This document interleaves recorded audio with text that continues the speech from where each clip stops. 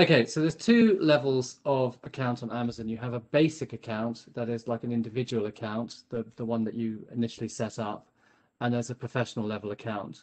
So with the fee, the actual on Amazon, you have it's free to list, but you have a commission on the sale. And if you have a basic account, then you pay a fixed fee per item you sell, and then the referral fee on top of that. Whereas if you have a professional account, then you just pay the referral fee. There is no subscription if you have a basic account, but on a professional account, you pay £25 a month plus VAT. It's worth saying that if you have a combined European account, then you only pay that once. So you could sell, for example, your domestic account would be the UK, but you could also sell on France, Italy, Germany, Spain, and they've recently launched the Netherlands and Poland and Sweden, and undoubtedly more to come. And you can sell on all of those as a professional seller, and that's covered by your £25. Now, if you want to upload products in bulk, that both includes creating your own listings and also matching against the Amazon catalog. You can't do that in bulk if you are a individual seller, but you can do it if you're a professional seller. You can't, as a individual seller, you can't set your own shipping rates. You have to use the rates that Amazon sets. Whereas a professional seller, you can set things called shipping templates and apply those to those listings, which gives you a lot of control over how much you charge shipping on your items. And you can set shipping both for UK and also for international sales. And finally, the buy box, which I've got a slide on in a minute. If you are a basic seller, then you're not eligible for the buy box. Whereas if you're a professional seller, after you open your account after 6 months, you will be eligible for the buy box. Something I haven't got on here, which just occurs to me, is that if you want to, on professional level account, you can set up account access level, so you can invite secondary users to your account and give them access to your account. So you can set up access levels. So you can say, okay, I only want people to be able to list products. I don't want them to be able to do orders, and you can do that. You can do that as a professional, but you can't do that as a basic seller. So really, the basic account is for casual sellers, people who are selling a very small number of items. If you really want to sell in any kind of volume, you really need to be signing up for a business account. It has a lot of advantages, and the costs are relatively limited. So I mentioned in the last slide the buy box. I think it's worth, that's a very important concept on Amazon, so I think it's worth going over. The buy box is accounts. Well, this is basically a Amazon listing page. You can have multiple sellers on an Amazon product. A lot of, if it's a branded product, then i.e. a product which is available to sell to a lot of people that you might buy from a wholesaler, then you'll have a number of people who will sell against that product, and you will only have one. Well, you should only have one listing per product on Amazon. So for each barcoded item, you will have one page, and that will have something called an ASIN. And if you look in the top box here, if you look in the URL, it says toys and games, and it's got the name of the product, and the ASIN is the little bit after that, beginning in B. So you'll have one page per product, and you'll have a number of sellers, and you can see that these other sellers here at the bottom, other sellers on Amazon, and Amazon will choose one of those products to be the featured offer, or the default offer, which is known as also known as winning the buy box. Now, if you are the customer that wins the buy box, you get approximately 82% of the sales. So the internet tells me. Amazon will frequently win the buy box, almost always, if Amazon's the seller. But you can other sellers can, it'll rotate other sellers, and if you're, it decides who is the featured offer using a number of attributes, price being one, but also delivery and the performance of the seller. So anyway, that's what I mean by buy box. You, as a seller, as an individual seller, you don't have access to that, so your sales are going to be low. as a professional seller, you do have access to that after a few months.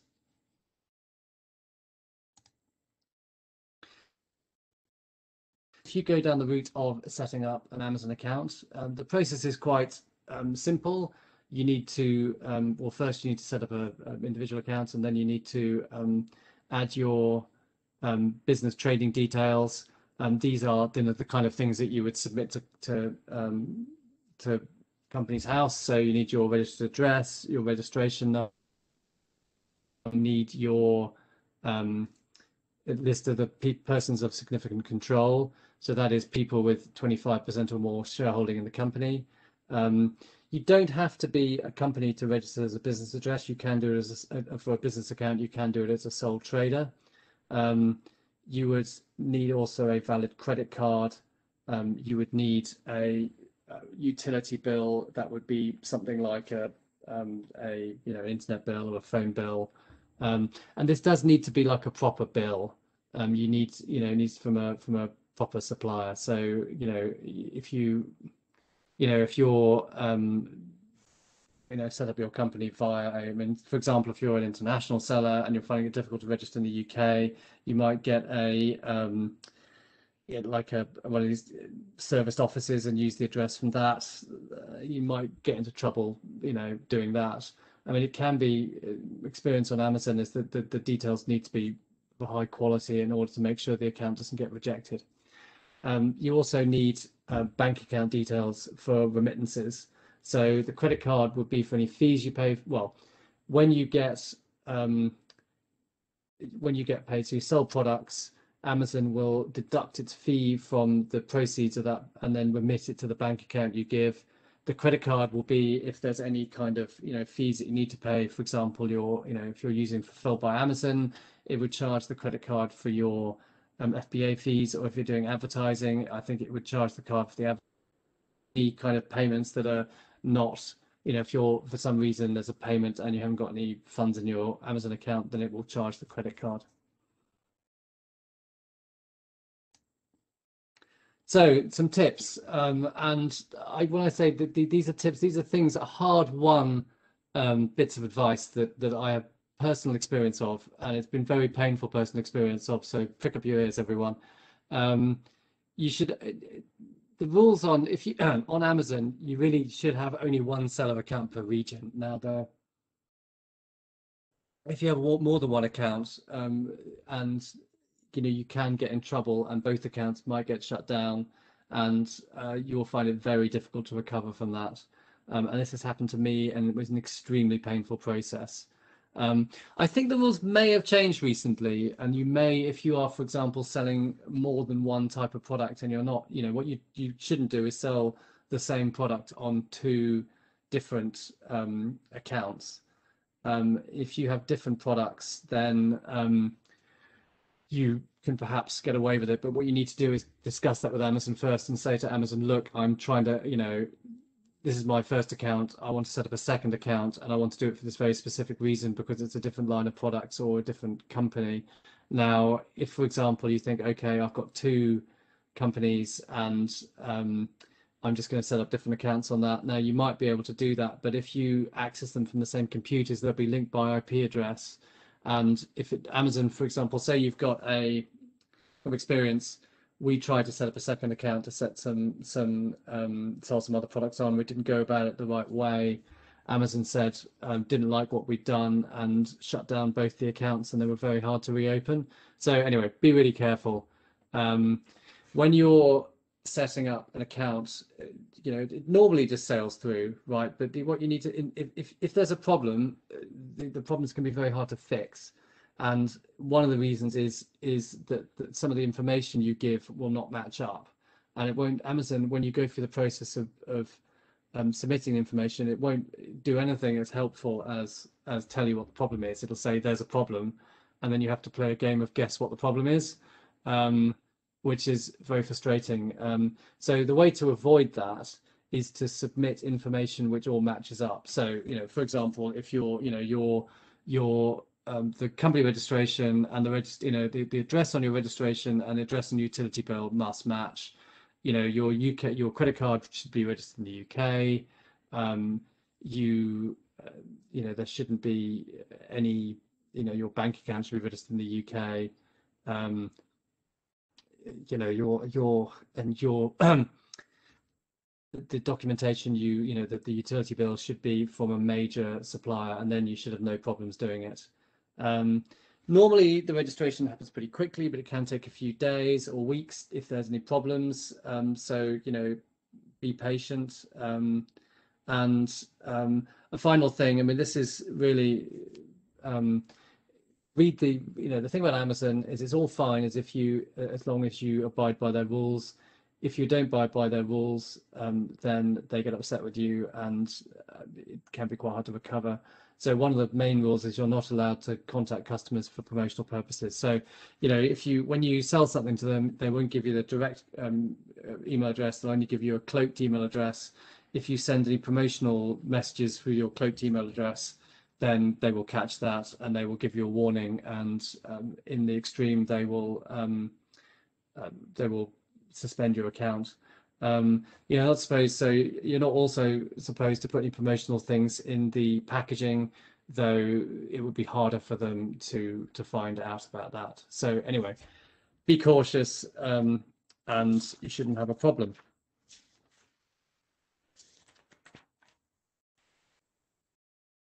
Okay, so there's a number of things when you set up the account. I mean, Amazon doesn't give you a whole pile of opportunities to enter your information about your company, and a lot of the time people don't even realize they're buying from a third-party seller. So you can choose, when the important things to set up when you're setting up an account is your remittance advice. So you can set up for the UK, but you can also set different bank accounts for if you're selling in different countries. So you've got your combined European account, you can set a UK account, and you can an account for UK remittances and one for Euro remittances. Your contact details specifically for customer service, so emails for your customer service, and also a phone number. There's places where you can give some information about your company and your company policies, though as a seller you have to abide by Amazon's policies. So you can write a page about your return policies, but you have to offer 30 days because that's what Amazon says you have to do. Business registration details, the details which you submitted on your when you applied, and also VAT registration details, both for the UK and any other countries where you were registered. So talking about remittances here, you can see here we've got different bank accounts for different countries. So this is in the combined European account. We'll talk about combined European accounts in a minute, so bear with me. You can see we've got one bank account here for the UK. We've got another one. Actually the same one has been selected for Amazon Poland, and that means that it will convert the Polish zloty into UK pounds and submit them to our UK bank account. To do that, Amazon will charge 1.25% because it can, but it does give you the opportunity to, if you've got a currency facility, you can use you can get your euro or your foreign currencies remitted into an account by using a specialist currency trader company, and they will normally charge you a much lower rate. So the one that I've the most experience is Payoneer. They charge 0.5% as opposed to Amazon's 1.25%. So it's a lot cheaper, save a lot of money over the course of a year. The service is well, I mean, other than the commission they charge is free. So what is important to note is that Amazon will not remit euros into a UK-based euro account. It has to be the account has to be based in the Eurozone. And these companies, I mean, one is Payoneer, another is World First, there's a number of them. They will provide that facility. It's not a bank account, it's more a kind of a currency facility. So they will basically transfer the money into your Payoneer account, and then you can transfer it from there into your bank account. It's not a checking account, so you can't do direct debits on it. So it has some of the facility, it's a bit like a bank account, but has some of the aspects of a bank account, and it solves this problem on Amazon and allows you to save money on the conversion rate.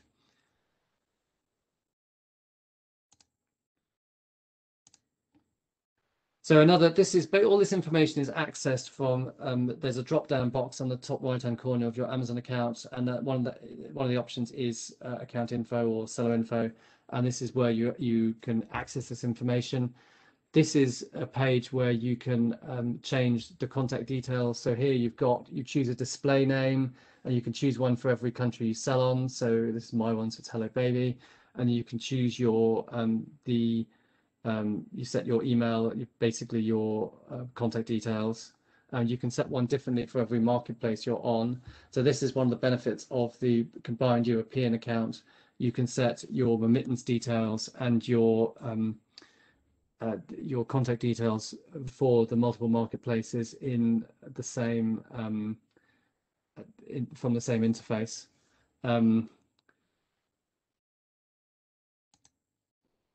You also have the opportunity to set up some policies. This is I think you can add some information about you as a seller. You can add a logo. You can add some information on your returns, your shipping, and some FAQs. And this information is quite difficult to find, but it's worth you have very limited customization options on Amazon, and this is one of the ones you have. If we look at this is our seller page. Now this is accessed if you go to one of your products that you're selling. There'll be a link to you as a seller, and if you click on your name, it'll take you or the buyer to this page. You can see this is where it says welcome to Hello Baby. That's if we go back here, that's the about the seller that appears on this page here, and it pulls in your address, and I think maybe that's anyway, I don't know, that pulls in your address and your phone number, and also it's got here the information about you as a business. There are some links on this page as well to the returns policy and the shipping policies that you've created. But I mean, as a buyer, you have to dig quite deep for these things. I really don't know how many people actually read them. But anyway, there's some things that when you're setting up your account, it's worth taking time to fill these things out. Amazon Business is another option you should look at as a seller. This enables you, if you register on Amazon as a business seller, then you can give you can have specific business prices and discount amounts. So if we look at this is a screenshot from within an Amazon account which has been set up for Amazon Business. You have the price here. This is the third column from the right. You've got the price there. That is the kind of consumer price, but you can also set up a business price and add quantity discount. So you could say, okay, you buy one, you pay this. You buy 5, you pay this. You buy 10, you pay this. The benefit of this is that, and so if the business sellers buy, they will get a VAT invoice, and they'll also, they've set up a business account. They will be able to access this quantity discount. They will get a VAT invoice. So with the most people would sell on Amazon with free shipping, and this will, obviously, if you buy as a business multiple items, then you would be effectively paying the shipping multiple times. The business price will enable you to factor in that. So you would you could offer a bulk discount to business buyers. If you want to enable Amazon to do the VAT invoicing, then you need to register your VAT number with Amazon. And anyway, Amazon say that it's an uplift of up to 30%. I could believe that for certain business related items probably works really well. Things that people buy in bulk, like stationery, etc. Yeah. So let's just go on to the next one. So we've been talking about we touched on the combined European accounts, and there's also a combined North American account. When you set up a UK account in the UK, then you'll also have the European account set up as well. This has a number of benefits. You have a single login, so you can see, well, it's actually, you can't see the European ones here, but imagine you'd see, this is actually a global account here, so it's got all the global accounts have been linked, but you would have, France, Italy, Germany, Spain, etc., and you'd be able to access them all from this drop down in the top menu. A similar thing for the USA. You can access USA, Canada, and Mexico from the same login. Now, if you are selling, if you in your EU account, your combined European account, you would share the inventory across different countries. So if you say, for example, have for the same item, i.e. an item with the same SKU, and what I mean by that, if we go back to the list of items here, that's the SKU. They're the stock keeping units, which is user defined. If you list that same item with the same SKU, so it'd be the same item with the same ASIN, so basically the same product. If you list that on the different European accounts with the same details, then it'll share the same stock. So in the case of this one, if you were to look at the French account, it would also have 4 for sale, and the German account would have 4 for sale. So that means that if someone buys something on one of the Amazon accounts, then it will deduct that from the shared inventory, and that prevents overselling. In the European account, you also have access to Pan-European FBA, which is Amazon's. It's a program from Amazon whereby if you have inventory, you send inventory into Europe, and it'll share the inventory across the European countries, and you will only pay if you have a listing in France, Italy, Germany, Spain. That means you will only pay the fulfillment fee of the local country. So you would for example, send your items to France, but if someone in Germany bought it and you had a listing for that item in France, Italy, Germany, Spain, then you would pay the local fulfillment fee for Germany. And that's obviously has the advantages. It enables you to get prime eligible items throughout the EU from a single inventory pool. So instead of having to deliver the stuff into each country, you do it from one inventory pool. As mentioned earlier, you have a single seller fee per account, and you can access your account info from a single login. There's also, you have access to the Expand Globally tool, whereby you can take your domestic listings here. It's got the UK. You can choose your target marketplaces, and it will automatically create those listings if those listings exist. Amazon is a catalog-based system, and what I mean by that is you have a single listing. The listing is created on Amazon, and once that listing is created, multiple sellers can add their details to it or add their offer. If the listing exists, you can say, okay, mirror my offers on these international sites, and it'll link the stock levels, and it will also you can set up pricing rules. So for example, you could say, take my UK shipping and add, I don't know, whatever it is for dollars, 30% or something like that, and it will mirror your inventory. So that is a good way of expanding your offers internationally.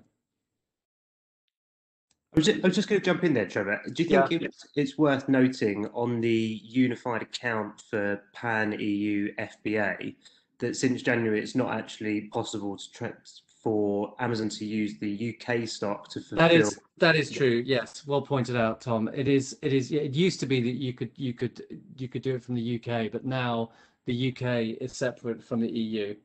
So yeah, I had an internal conversation in my head why I knew that.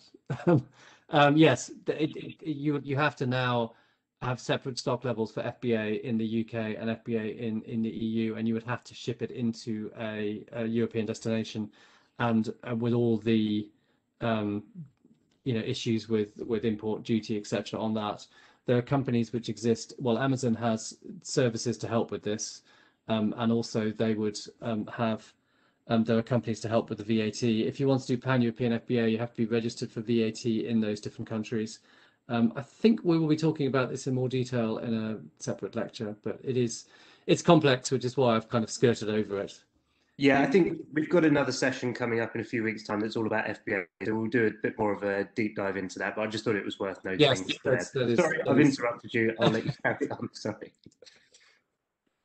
Where was I?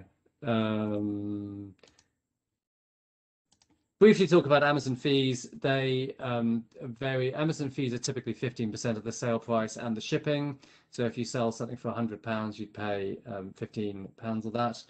It does vary by category and it varies by country. I think it's actually now 15.2 because they added, because of this digital sales tax. You don't pay, you only pay if you've got a professional level account. Well, you don't pay if your item doesn't sell for any level of account. But there's only, as I mentioned earlier, there's only commission if you've got a professional level account, whereas there's a small per item fee if you've got an individual account. Other fees are extra, so Amazon sponsored product fees are extra, and your FBA fees are extra. Anyway, there's a page on Amazon which covers all the fees, so I won't go into it in detail here. So brand registry is a separate program. It's a free program for Amazon, for people selling brands on Amazon. It enables them to register their brands, and then once you've registered your brand, you can then do a number of things. You can, control that brand on Amazon. You can report any issues. So if you think that someone, you can control the listing quality. So if someone, there are already listings on Amazon, for your brand, you can go in and you can say to Amazon, I want to update the details on these because I'm the brand owner. You can publish an enhanced brand content, which is the A+ content we'll talk about in a minute.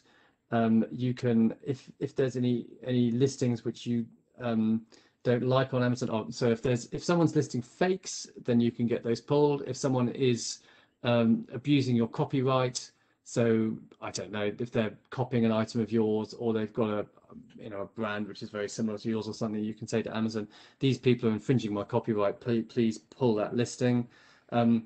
It gives you access to brand analytics, which is some research tools to do with your brand. And you can also access Amazon sponsored brand campaigns, which are sponsored pay-per-click campaigns on the Amazon platform, which drive traffic to your shop or to a specific page that you set up for your products. So here we go. This was, I did a little experiment earlier, and I created a listing which didn't, for a brand that didn't exist. This is the page I saw. It said, look, basically the brand that you're trying to list under is not registered on Brand Registry. Therefore, you need to support seller support, either ask for an exemption or you need to register your trademark. So this is what you'll see if you try to list a product and the brand is not already registered on Amazon. So this is the brand registry page. It's saying, you need to register a brand. You need to give your brand name.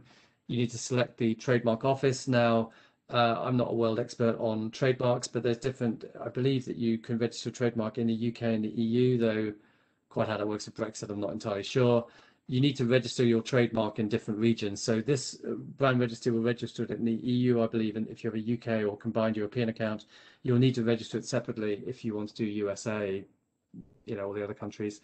There's different types of trademarks. You have a trademark number, and then you have a status, registered or pending, and then you can either have a word mark or a design mark. So a word mark is literally a word. Design mark would be your logo and perhaps some text that goes with it. And you can add some additional information, which is, if you have an official website, then you can add that. And if there's already your products on Amazon, you can add those, which will help your case. From experience, it is, sometimes, you need to, like all things on Amazon, there's there's stages you need to go through and information you need to provide. And if you provide the information they want, then it'll sail through. If you don't provide the information they want, they will basically tell you there's a problem, but helpfully they won't tell you what that problem is. This is the world that we've created together. So if you want to register your brand, you need the registered trademark. You need the trademark type, which we covered on the previous screen. They will also ask for products, clear photos of the product packaging. The trademark that you have needs to be on the packaging, and you need to take a picture of it. So it should match up, and then you shouldn't have a problem. If you have an official brand website and ASINs, that will also help with your application. So this is something which must be submitted by the trademark owner. You can't do that as a consultant. It's both setting up an account and the brand registry need to be done by the owner of the account. If it's done by a third party, then those accounts can get linked by IP, and then if there's a problem with one account, both accounts get shut down. It's so much pain. I would deeply recommend you don't do it. So some of the benefits of a brand registry are, say, you can report violations, create listing errors. It enables you to create this A+ content and storefronts and also sponsored brand campaigns. So I'm whizzing through this a bit. Here's an example of a sponsored a branded storefront. So you can only set up a branded storefront if you are the brand, if you've got brand registry for your account. It is a modular system. So what you do is each of these kind of blocks is a module, and it will link to, in these cases, you have a kind of you've got a banner at the top, and that where it says the powers and the teeth, that's a banner. You will have then a logo here that says Tangle Teaser, and then you have your categories you set up. So you set up the categories and you add products to them. And here at the bottom, there's some categories as well. So each of those would link to a category page. So you would upload an image, set the link on the store to send it to, and it's a kind of landing page on Amazon for your brand. Doesn't require any HTML. Very, it's obviously needs a bit of design work, but it's fundamentally, it's a fairly simple system to use. Here's an example of A+ content. So if you are the brand owner, you can create these areas of enhanced brand content or A+ content. Again, it's a modular system. Doesn't that you can configure it using HTML, or you can it's a WYSIWYG editor. This, if you go to a page and you go down the page and there's A+ content, it'll appear kind of halfway down. Works in a similar way to the shop, as in it's modular. Amazon says it increases conversion rates by 5%. I think it's there's a system whereby you create the A+ content and then you add the A+ content to ASINs. It's particularly if you've got complex products, I think it's a very good thing to do. Finally, we're talking about the sponsored brand campaigns. Here's an example of a sponsored brand campaign. What you do is you set up keywords. You want you set up either keywords that you want your adverts to appear for. You would set up ASINs. So, okay, I want to appear alongside these ASINs or these categories. You have in this case, a title. You'd have a call to action. You have some products you've selected, and you have a logo there. If you click on the, in this case, welcome to Toywoo. If you click on those, it'll take you to the shop. If you click on the products, it'll take you directly to the products. It's a great way of acquiring customers on Amazon, and you can see from the advertising how many of these customers are new customers to you. It's charged on a cost per click basis, and you can choose to drive traffic to a shop page or to specific products. Right, that's the end of my presentation. I think I'm going to hand over to Tom, who's going to take any questions. Brilliant. Thanks very much, Trevor. I think that's a really, really good overview of account registry and brand registry. I think sometimes especially I see this with some of the businesses that we work with, it can be a bit of a minefield. So I think to cover off absolutely everything you need to do to set up an account, because as we all know, if you get it wrong at the start, it's a headache. So it's definitely within everyone. It's not just a headache, Tom. It's awful. There you go. So it's definitely right to get it right straight away. And I think it's also important to note on the brand registry that even if you're not planning on selling on Amazon, you can sign up to the brand registry as a brand owner, and protect that brand, in particular for fakes and things like that. Even if you're not selling, sign up for the brand registry and you have much better control over your brand. I think we see a lot of the time with brand owners that perhaps are not selling on Amazon right from the beginning, but are selling wholesale, that they do lose control over that brand. So it's good to get that done as soon as possible. So thanks very much for covering all that information. So as Trevor said, do keep your questions coming in. We've got a few coming in already. I'll just make a comment to Tom. I think he's absolutely right about that. I think that I'm constantly surprised how uninterested most brands are of the quality of their listings on Amazon. And it's much easier to get these things right to begin with, or create the listings to begin with, than it is to fix them. Amazon seller support is useless, and that's me being nice about them. It's difficult to get them to change the listings, the contents of the listings, and particularly with things like variation listings. Once they've been created as individual listings, it's very hard to combine them. So, take an interest in it, even if you're not going to list on Amazon. Yeah, definitely. I'd echo those comments. Seller support can be a bit of an obstacle to get over sometimes. So if it's done right from the very beginning, you shouldn't have too many issues. A few questions from Doug actually. Doug, I know we're going to email separately on a couple of the issues, but we'll answer some of the more relevant questions for today. So we probably didn't touch on this, but what does FBA stand for? So sorry about that. So FBA is fulfillment by Amazon. So in a nutshell, it's their logistics solution. So you send your inventory to Amazon and they fulfill that to the end customer. There's a few added benefits of that, and I'll let Trevor add some comments as well. But first is that opens your products to Prime customers. So most people that shop on Amazon nowadays are Prime customers. Using FBA makes your products eligible for your products to be bought by Prime. That's not to say that it's the only way. You can do merchant fulfilled Prime. I think you do a bit of that as well, Trevor. SFP. SFP. It's Okay, fiddly. SFP yeah, so is perhaps fiddly. you could go into a bit more detail about what that means. Okay, SFP is, as Tom says, you've got FBA. We send the stuff into Amazon and it's Prime eligible. That's the main thing. SFP is it's seller fulfilled Prime. What that means is you would send the items yourself, and you would do it using an approved service. So, for example, Warmail Tracked is an approved service, and DHL would be another approved service. They would you have to keep they've got very strict performance criteria, and I think it's like 99. You've got to do 99% delivery on time. So you get lots of problems like your courier, Walmart mucks up or something, and it takes you to, in our case, 98.88%, and they made us send them a plan of action saying how we were going to fix this problem in future. So it is fiddly, but it does really help with as Tom says, it's all about Prime these days. Yeah, I think some added benefits of using FBA are that it takes a lot of the headache away from customer service inquiries. So if anybody that's on the webinar today sells online, you know that most of your inquiries are going to be, where's my order?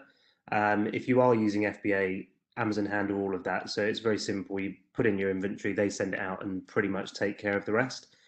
There's obviously customer service. I think FBA is really good if you've got for a brand that's got a relatively small amount of products that are delivering it in bulk.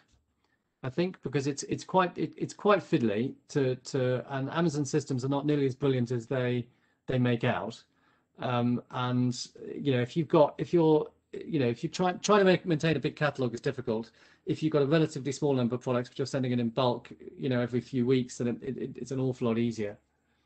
Yeah, I think also with a brand owner, I think it's often not sort of their core business. I think with a retailer such as yourself, that's kind of what you do on a day-to-day basis. So you're very used to sending out orders and answering customer service inquiries. With a brand owner, it might be that the core business is selling wholesale. So using FBA might take a lot of that headache away. I don't know what you think on that. I think FBA is for if you're a brand, or I think it's really good idea. I think because they will do all the, much as Amazon is basically really good at delivery and customers really like it, and I talked about the buy box earlier. You get you'll basically get better exposure on the buy box, and you'll get better exposure to Prime customers if you send something into FBA. Question from Sarah. This is for me, I think. And can you send round details of the other Amazon webinars you're hosting? Yeah, absolutely. So what will happen in the next few days? We'll send out a recording of this webinar along with the slides so that you can go through those at your own leisure. We'll also send through the details of the other webinars that are coming up that focus on Amazon. Like I say, we're going to be diving into sponsored ads and a bit more about FBA, because FBA is a big subject, so we're going to dive into that as well. Question from Doug again. How does brand protection work? Does one have to take legal action or sue, or how does one take any protective action? My understanding is that if you are signed up to the brand registry and you believe there's an infringement on your trademark, it's very simple. You just go on to the brand, I think it's called report a violation. Yes. put in all the necessary information, and Amazon will take a decision from there. But I've never known them not to side with the brand owner. I don't know what you think, Trevor. Yeah, I mean, I think that's exactly right. I mean, you report a violation, you'd put the ASIN in, and you'd say why, and I mean, it's a system that gets roundly abused, but they would, I think, um, yeah, they'd side with the brand owner. Yeah, like I say, it's a very simple process. I've done it in my time in e-commerce, reported violations and stuff, and I've never really had an issue with it being the brand owner. So that's a relatively simple process. Question from Suzanne: if you start with FBA, can you switch to SFP? Short answer is yes. You can do a mix and match. Not everything has to be FBA. You can do certain SKUs which are FBA, some that aren't. What are your thoughts on that, Trevor? Okay, well, yes. I mean, the thing is that on Amazon, you can have two different SKUs. So you can have a merchant fulfilled, which is either FBM, fulfilled by merchant, or SF. Well, you can't have two prime offers. What you could do is you could have a merchant fulfilled and an FBA one, right? And you can convert a merchant fulfilled SKU to an FBA SKU. But what you couldn't do is you couldn't have two FBA SKUs. But No. and you're not supposed to have two fulfilled by merchant SKUs either. But yes, you can. What the thing to do would be to create two SKUs, and one would be, there's no reason why you couldn't, have the one SKU which you fulfill yourself and the same SKU which is FBA. That is actually entirely fine by Amazon's rules. Yeah, and there's various different reasons why businesses do that as well. You might have some stock that you want to keep at your warehouse or whatever it might be, and you can mix and match is the short answer. Question here, we touched on this earlier about promotional information. Now, I know that obviously Amazon don't supply you with the end customer's email address, but we've seen it recently, and I've seen this definitely when I've received orders from an Amazon seller, is promotional flyers.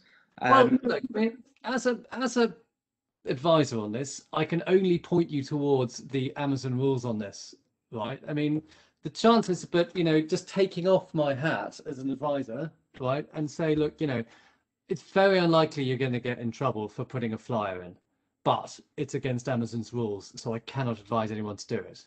Yeah, I think that was exactly my comments. It does happen, but just because it does happen doesn't mean it's the right thing to do. So if you do, we all shop on Amazon, we all receive parcels from Amazon. If you do see something that you think that's probably not totally coherent with the rules, it doesn't mean then go away and do it. I think that it's fine. I mean, I don't know. I haven't read the rules in detail. I mean, I think that you would, as a retailer myself, I would probably not have a problem doing it. I think that it's the chance of you getting caught are so remote, and you would need to be quite a special buyer to report someone for putting a flyer in. But it is officially against the rules, I believe, that you're not supposed to put in promotional material in. Yeah, and I think it goes back to sort of the seller support issue. If you do end up in a situation where you've been suspended from Amazon, it can be like Trevor said, more than a headache. Let's put it that way. Next to impossible. So it's always a good idea to adhere to the rules as best as possible. Another question here around, this is more of a wider question around marketplaces, really, around prioritization of marketplaces. So if we were talking to a new business that's looking to sell on marketplaces, marketplaces are great and they've got really good benefits. How would you decide how to prioritize those marketplaces? So when we think of the big guys, the Amazons, the eBays, the Alibabas, for example, do you have any tips on how you might go about prioritizing those? Is it more important to get on Amazon if you're selling in a particular category, or just any thoughts on prioritization? I think Amazon is probably, Amazon UK, if I was doing it, I would probably say, depends if you want to sell international, I would probably do Amazon UK and then the international Amazons and then eBay. There's only a very few marketplaces which are really, there's some quite specific category specific marketplaces, as you say, like, and there's some, like clothing, for example, has a lot of different marketplaces you could sell on. For most products, I think the only ones which are really worth bothering with are eBay and Amazon, and perhaps, there's one called Frugo is quite good on buy, but my experience on buy, the sales are quite limited. They may well work better for some categories. That's the kind of thing I think DIT could help with. But from my experience, I think probably eBay, so Amazon, then eBay, then others, of which Frugo and OnBuy and Cdiscount are probably the best.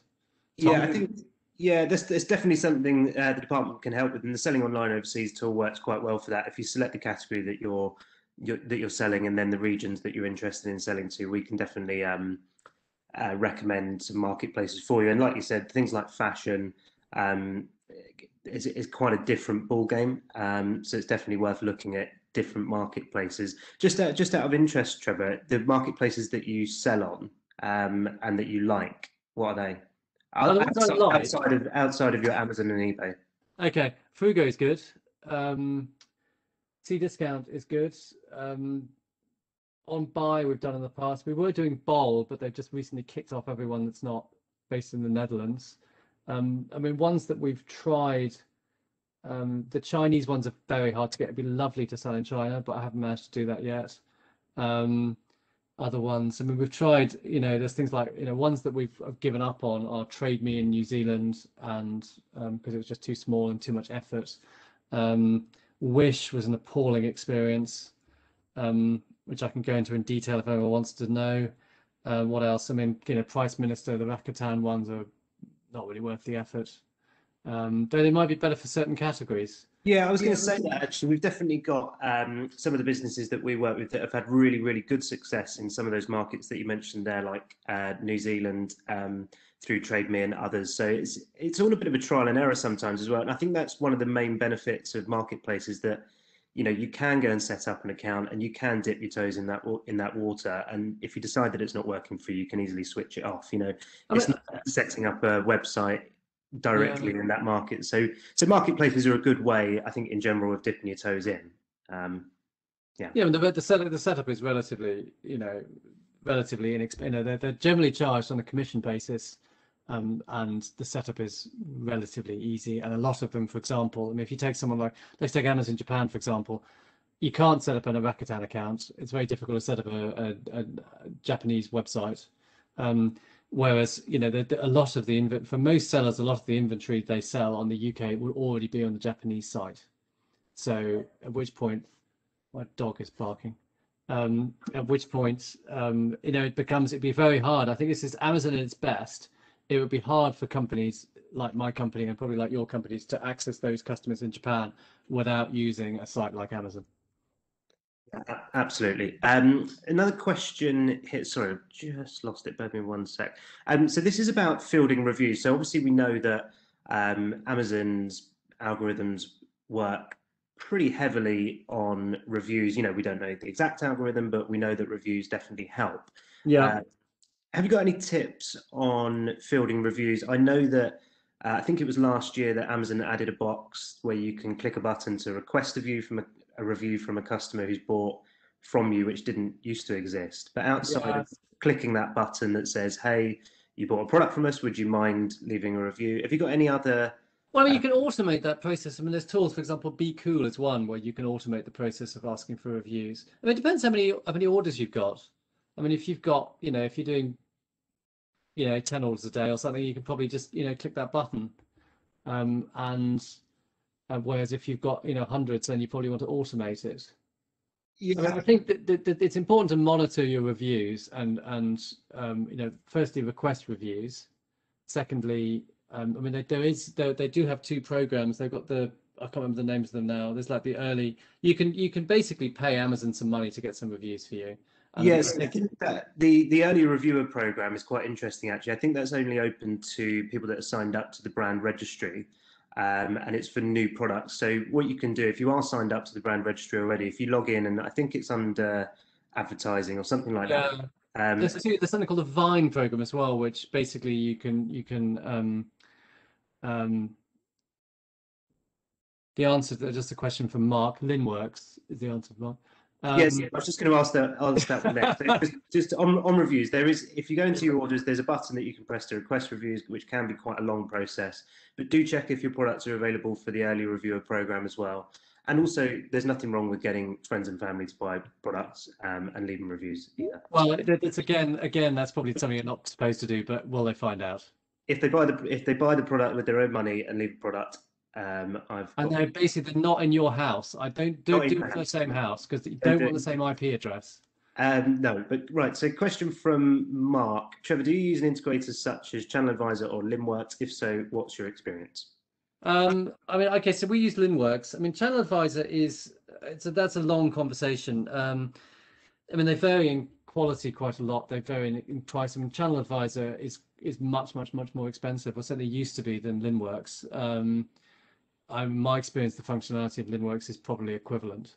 And I mean, they all. I mean, basically, these tools. I mean, if you're aspiring to run a multi-channel business, a proper business, then I think you need a tool like that.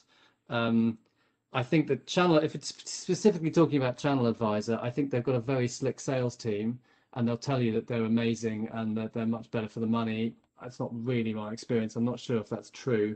I mean, these tools, you know, Linworks, Channel Advisor um, are complicated beasts, and they themselves integrate with complicated, imperfect things. So Amazon is complicated and imperfect, and if you have a problem with a listing, it can be impossible. I mean, Amazon support don't know how to tell you to fix it. So how are you supposed to know? I would definitely recommend using one. The one that we work with is Linworks, and I recommend that, though it's not perfect, but then none of them are. Yeah, I think Mike. I mean, I've used Channel Advisor, Limworks, and Volo, and I know Trevor, you used Volo in the past as well, Yeah. which some people might know as eSeller Pro if they've been selling online for a long time. But yeah, as you say, they've all got their pros and cons. But if you are looking to run a multi-channel business, especially with lots of SKUs, then it's definitely the way forward. Would be my thoughts on that. I think we've run over just over. So I just want to take this opportunity to thank everyone for joining today. Hopefully you found this really useful. Like I said, we will be sending information around about the other Amazon sessions that we're running and more of the deep dive that we're going to go into. So do look out for that. And also want to take this opportunity to thank Trevor for coming on today and talking all about Amazon. I do encourage you, if you have any more questions around marketplaces, get in touch with Trevor. His information's on the screen and it will be sent out in an email, and I'm sure he'll be able to help. So Definitely. thanks everyone again, and hopefully we'll see you all soon.